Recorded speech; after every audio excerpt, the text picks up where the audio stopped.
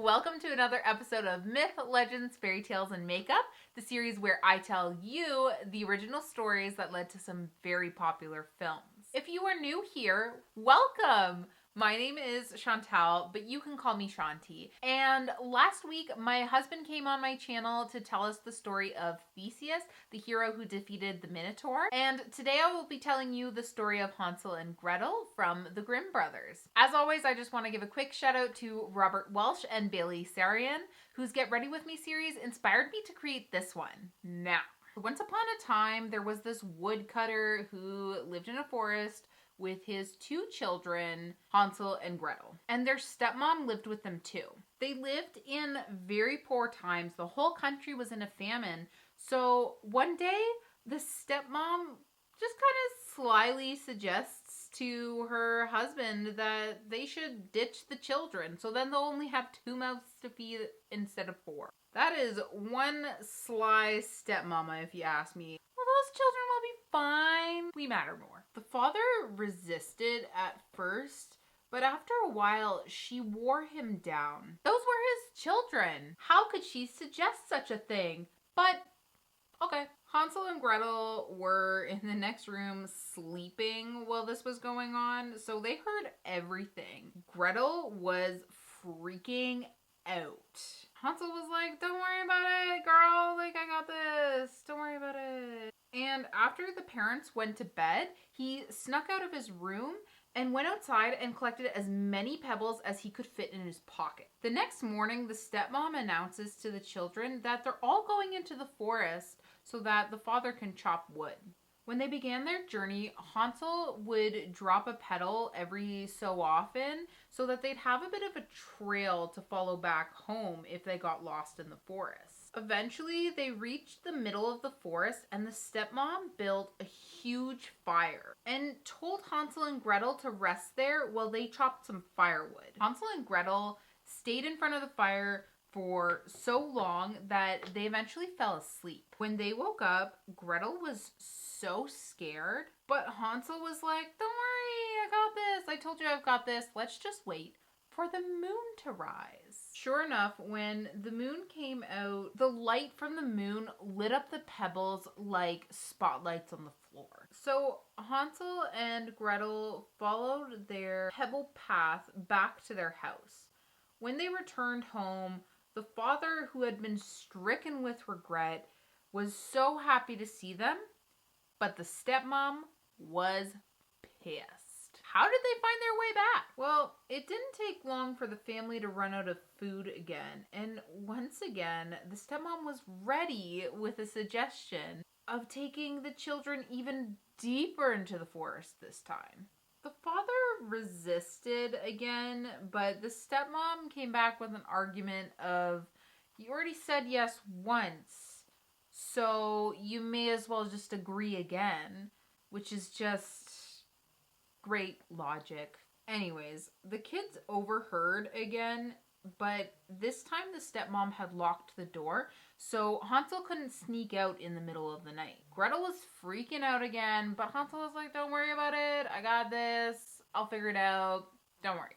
The next morning, the stepmom gave them each a very thin slice of bread and told them it was their food for the day.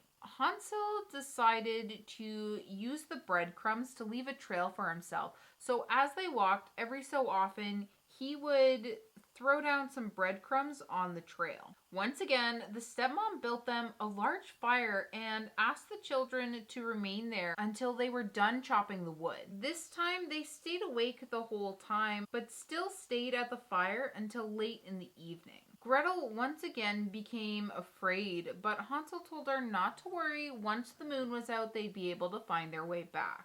However, this time when the moon came out, Hansel couldn't find his crumbs anywhere.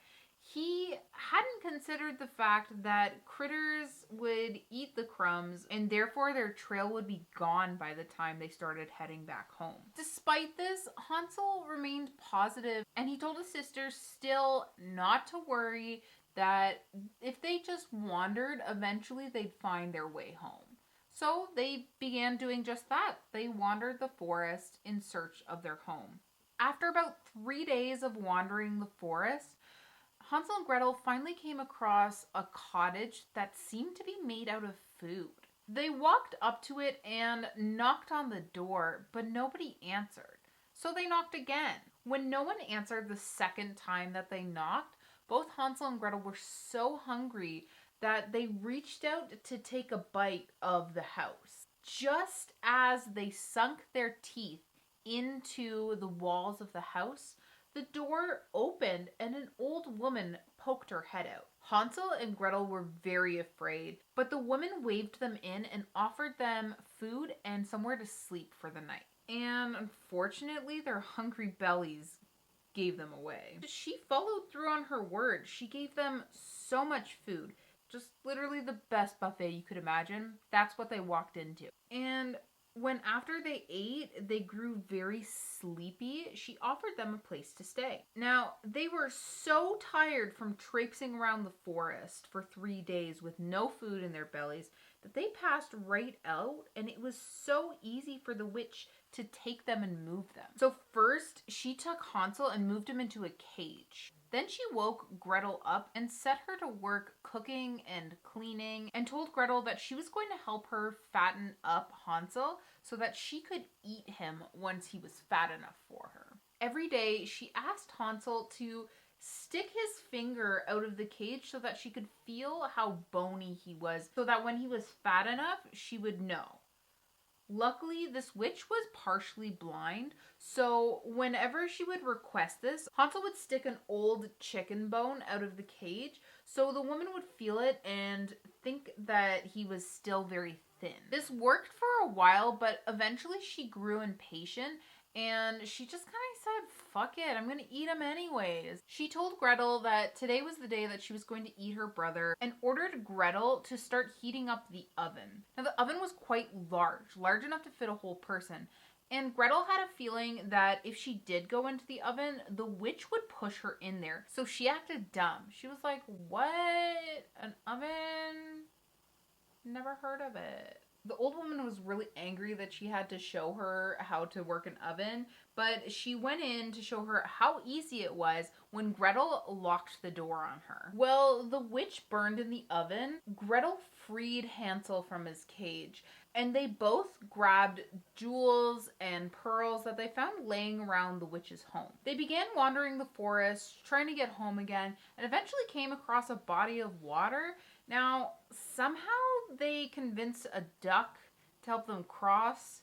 I don't know how a duck could lift 2 children, but whatever. They make it across. And they finally find their way to their father's house. They burst through the door and the father was so overjoyed to see them. It turned out that the stepmother had died, so he was all on his own and really missing his children. They showed their father the precious jewels and the pearls that they'd stolen from the witch's house, and they knew that their poverty was over and that they could live happily ever after as a family. And that is the story of Hansel and Gretel. I've always wondered what I would do if I came across a house that was made out of food. I don't think I would eat it. A small gingerbread house, sure, I'll eat that. I make one every year at Christmas. But a whole house made out of food, that would kind of freak me out. Like, wouldn't it be rotting? Wouldn't it have rotten at some point? And imagine the smell. Like, it would be really good at first, but then again, like, as the house grows old, like, wouldn't it eventually just smell really bad? Also, I have a mild conspiracy theory about the stepmom. I think she's actually the witch. I mean, I don't really have much proof other than the fact that you don't see them in the same room ever, and they're both dead at the end of the story, but in reality, there's no explanation as to why the stepmom is dead. We just know that she died. Let me know in the comments down below what you think of the story of Hansel and Gretel, and if you would have munched on the house. Also, let me know what you guys think of this look. I was trying something new today. I'm not sure how I feel about it, so I would really love some feedback on what you guys think of this look today. Now we've come to the end of the video, so if you like this video and you like my vibe, don't forget to like and subscribe. Thank you so much for watching, guys. Take it easy.